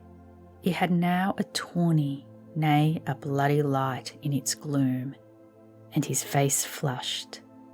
Olive cheek and hueless forehead received a glow as from spreading, ascending heart fire, and he stirred, lifted his strong arm. He could have struck Mason, dashed him on the church floor, shocked by ruthless blow the breath from his body. But Mason shrank away and cried faintly, "Good God!" Contempt fell cool on Mr. Rochester. His passion died as if a blight had shrivelled it up. He only asked, "What have you to say?" An audible reply escaped Mason's white lips. "The devil is in it if you cannot answer distinctly. I again demand, what have you to say?" Sir, interrupted the clergyman, "do not forget you are in a sacred place." Then addressing Mason, he inquired gently, "Are you aware, sir, whether or not this gentleman's wife is still living?" "Courage," urged the lawyer, "speak out." "She is now living at Thornfield Hall," said Mason, in more articulate tones. "I saw her there last April. I am her brother." "At Thornfield Hall?" ejaculated the clergyman. "Impossible. I am an old resident in this neighbourhood, sir, and I have never heard of a Mrs. Rochester at Thornfield Hall." I saw a grim smile contort Mr. Rochester's lip, and he muttered, "No, by God, I took care that none should hear of it, or of her under that name." He mused for 10 minutes. He held counsel with himself. He firmed his resolve and announced it. "Enough. All shall bolt out at once, like a bullet from the barrel. Wood, close your book and take off your surplice. John Green," to the clerk, "leave the church. There will be no wedding today."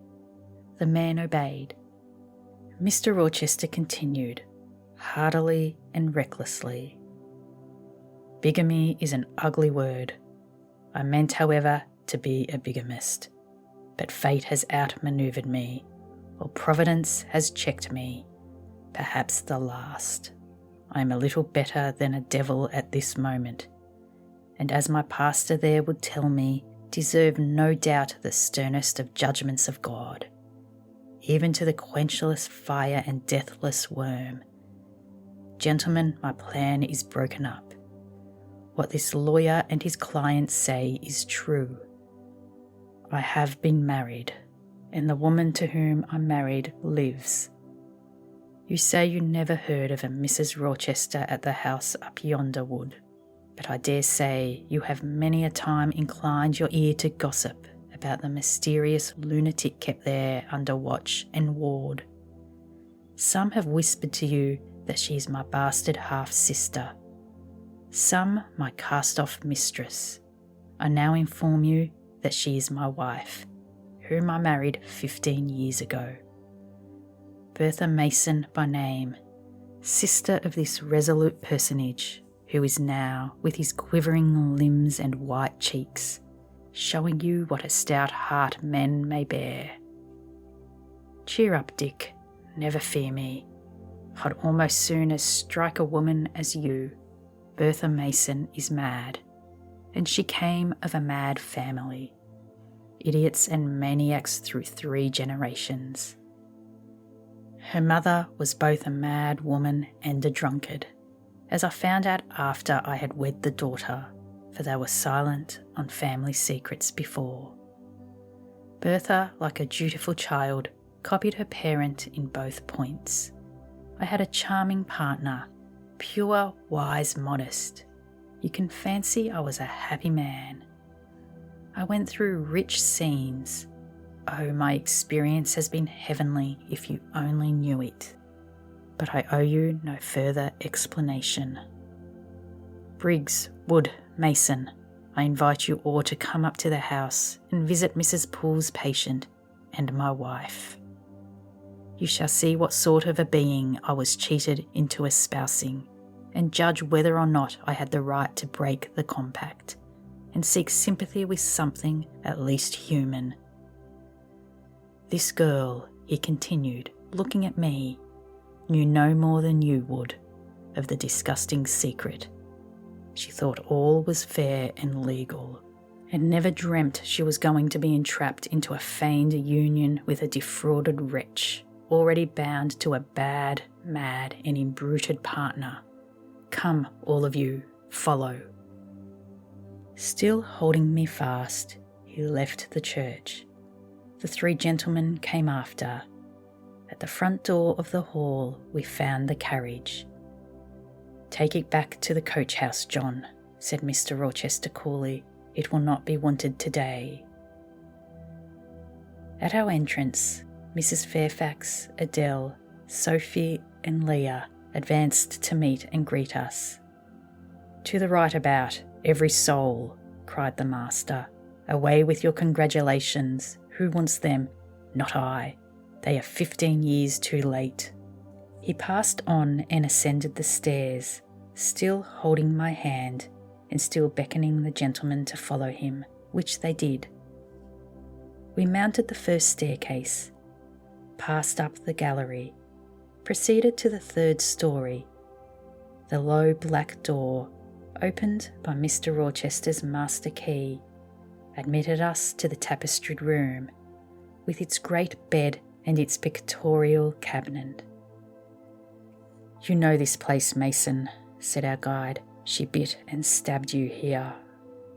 He lifted the hangings from the wall, uncovering the 2nd door. This too he opened. In a room without a window, there burnt a fire, guarded by a high and strong fender, and a lamp suspended from the ceiling by a chain. Grace Poole bent over the fire, apparently cooking something in a saucepan. In the deep shade at the further end of the room, a figure ran backwards and forwards. What it was, whether beast or human being, one could not at first sight tell. It grovelled seemingly on all fours. It snatched and growled like some strange wild animal, but it was covered with clothing, and a quantity of dark grizzled hair, wild as a mane, hid its head and face. "Good morrow, Mrs. Poole," said Mr. Rochester. "How are you, and how is your charge today?" "We're tolerable, sir, I thank you," replied Grace, lifting the boiling mess carefully onto the hob.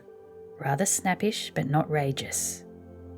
A fierce cry seemed to give the lie to her favourable report. The clothed hyena rose up and stood tall on its hind feet. "Ah, sir, she sees you," exclaimed Grace. "You'd better not stay." "Only a few moments, Grace. You must allow me a few moments." "Take care then, sir. For God's sake, take care." The maniac bellowed. She parted her shaggy locks from her visage and gazed wildly at her visitors. I recognised well that purple face, those bloated features. Mrs. Poole advanced. "Keep out of the way," said Mr. Rochester, thrusting her aside. "She has no knife now, I suppose, and I'm on my guard." "One never knows what she has, sir. She is so cunning. It is not in mortal discretion to fathom her craft." "We had better leave her," whispered Mason. "Go to the devil," was his brother-in-law's recommendation. "Beware," cried Grace. The three gentlemen retreated simultaneously. Mr. Rochester flung me behind him. "Beware," cried Grace. The lunatic sprang and grappled his throat viciously and laid her teeth to his cheek. They struggled. She was a big woman, in stature almost equalling her husband, and corpulent besides. She showed virile force in the contest. More than once she almost throttled him, athletic as he was. He could have settled her with a well-planted blow, but he would not strike, he would only wrestle. At last he mastered her arms. Grace Poole gave him a cord, and he pinioned them behind her. With more rope which was at hand, he bound her to a chair. The operation was performed amidst the fiercest yells and the most convulsive plunges. Mr. Rochester then turned to the spectators. He looked at them with a smile both acrid and desolate. "That is my wife," said he. "Such is the sole conjugal embrace I am ever to know. Such are the endearments which are to solace my leisure hours. And this is what I wished to have," laying his hand on my shoulder. "This young girl who stands so grave and quiet at the mouth of hell, looking collectedly at the gambols of a demon. I wanted her just as a change after that fierce ragout. Wood and Briggs, look at the difference. Compare these clear eyes with the red balls yonder, this face with that mask, this form with that bulk. Then judge me, priest of the gospel and man of the law, and remember with what judgment ye judge, ye shall be judged. Off with you now, I must shut up my prize." We all withdrew. Mr. Rochester stayed a moment behind us to give some further order to Grace Poole. The solicitor addressed me as he ascended the stair. "You, madam," said he, "are cleared from all blame. Your uncle will be glad to hear it, if indeed he should be still living when Mr. Mason returns to Madeira." "My uncle? What of him? Do you know him?" "Mr. Mason does. Mr. Eyre has been the Funchal correspondent of his house for some years. When your uncle received your letter intimating the contemplated union between yourself and Mr. Rochester, Mr. Mason, who was staying at Madeira to recruit his health on his way back to Jamaica, happened to be with him. Mr. Eyre mentioned the intelligence, for he knew that my client here was acquainted with a gentleman of the name of Rochester. Mr. Mason, astonished and distressed as you may suppose, revealed the real state of matters. Your uncle, I am sorry to say, is now on a sick bed, from which, considering the nature of his disease, decline and the stage it has reached, it is unlikely he will ever rise. He could not then hasten to England himself to extricate you from the snare into which you had fallen, but he implored Mr. Mason to lose no time in taking steps to prevent the false marriage. He referred him to me for assistance. I used all dispatch, and am thankful I was not too late, as you doubtless must be also. Were I not morally certain that your uncle would be dead ere you reach Madeira, I would advise you to accompany Mr. Mason back. But as it is, I think you had better remain in England till you can hear further, either from or of Mr. Eyre. Have we anything else to stay for?" he inquired of Mr. Mason. "No, no, let us be gone," was the anxious reply, and without waiting to take leave of Mr. Rochester, they made their exit at the hall door. The clergyman stayed to exchange a few sentences, either of admonition or reproof, with his haughty parishioner. This duty done, he too departed. I heard him go as I stood at the half-open door of my own room, to which I had now withdrawn. The house cleared. I shut myself in, fastened the bolt that none might intrude, and proceeded not to weep, not to mourn. I was yet too calm for that, but mechanically to take off the wedding dress and replace it by the stuff gown I had worn yesterday, as I thought, for the last time. I then sat down. I felt weak and tired. I leaned my arms on a table and my head dropped on them, till now I had only heard, seen, moved, followed up and down where I was led or dragged, watched event rush on event, disclosure open beyond disclosure, but now I thought. The morning had been a quiet morning enough, all except the brief scene with the lunatic. The transaction in the church had not been noisy. There was no explosion of passion, no loud altercation, no dispute, no defiance or challenge. No tears, no sobs. A few words had been spoken, a calmly pronounced objection to the marriage made. Some stern short questions put by Mr. Rochester, answers, explanations given, evidence adduced, an open admission of the truth had been uttered by my master. Then the living proof had been seen. The intruders were gone, and all was over. I was in my own room as usual, just myself, without obvious change. Nothing had smitten me, or scathed me, or maimed me. And yet where was the Jane Eyre of yesterday? Where was her life? Where were her prospects? Jane Eyre, who had been an ardent, expectant woman, almost a bride, was a cold, solitary girl again. Her life was pale. Her prospects were desolate. A Christmas frost had come at midsummer. A white December storm had whirled over June. Ice glazed the ripe apples. Drifts crushed the blowing roses. On hayfield and cornfield lay a frozen shroud. Lanes which last night blushed full of flowers, today were pathless, with untrodden snow. And the woods which 12 hours since waved leafy and fragrant as groves between the tropics, now spread waste and white as pine forests in wintry Norway. My hopes were all dead, struck with a subtle doom, such as in one night fell on all the firstborn in the land of Egypt. I looked on my cherished wishes, yesterday so blooming and glowing. They lay stark, chill, livid corpses that could never revive. I looked at my love, that feeling which was my master's, which he had created. It shivered in my heart like a suffering child in a cold cradle. Sickness and anguish had seized it. It could not seek Mr. Rochester's arms.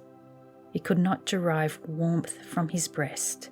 Oh, never more could it turn to him, for faith was blighted, confidence destroyed. Mr. Rochester was not to me what he had been, for he was not what I had thought him. I would not ascribe vice to him. I would not say he had betrayed me, but the attribute of stainless truth was gone from his idea, and from his presence I must go. That I perceived well. When, how, whither, I could not yet discern, but he himself, I doubted not, would hurry me from Thornfield. Real affection, it seemed, he could not have for me. It had been only fitful passion that was balked. He would want me no more. I should fear even to cross his path now. My view must be hateful to him. Oh, how blind had been my eyes, how weak my conduct. My eyes were covered and closed. Darkness seemed to swim round me, and reflection came in as black and confused a flow. Self-abandoned, relaxed and effortless, I seemed to have laid me down in the dried-up bed of a great river. I heard a flood loosened in remote mountains, and felt the torrent come. To rise I had no will, to flee I had no strength. I lay faint, longing to be dead. One idea only still throbbed lifelike within me, a remembrance of God. It begot an unuttered prayer. These words went wandering up and down in my rayless mind, as something that should be whispered, but no energy was found to express them. Be not far from me, for trouble is near, there is none to help. It was near, and as I had lifted no petition to heaven to avert it, as I had neither joined my hands, nor bent my knees, nor moved my lips, it came. In full heavy swing, the torrent poured over me, the whole consciousness of my life lorn, my love lost, my hope quenched, my faith death-struck, swayed full and mighty above me in one sullen mass. That bitter hour cannot be described. In truth, the waters came into my soul. I sank in deep mire. I felt no standing. I came into deep waters. The floods overflowed me.